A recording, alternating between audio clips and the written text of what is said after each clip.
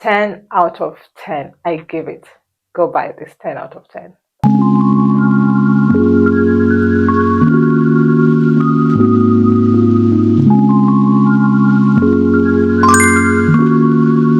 Hey guys, I am back again with a review of the silicone wax pot, this one.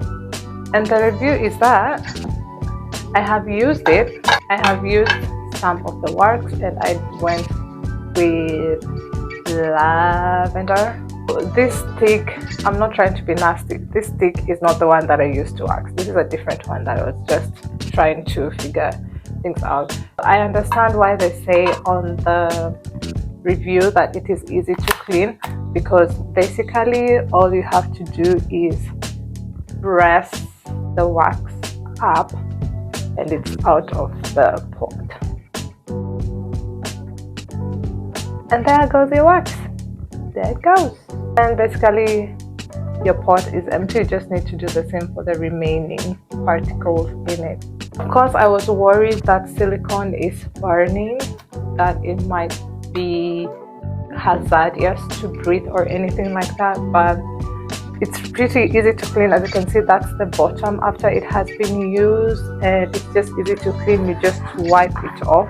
You keep wiping it off, and then it's all clean, and then you can take it back and place it on your thing like that, and then cover it.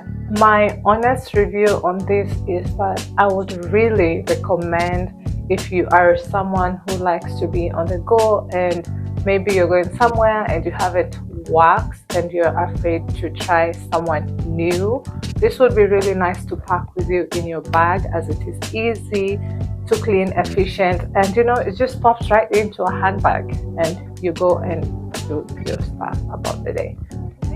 My review, go buy this. Yes, that is it for today's video. If you have watched this video up to this point, please clap for yourself and subscribe if you haven't. All those things YouTubers say, do that for me, and don't forget to hit that notification bell so that you get notified anytime I upload a new video. Always remember to work hard, stay humble, and be disciplined. See you in the next one. Bye.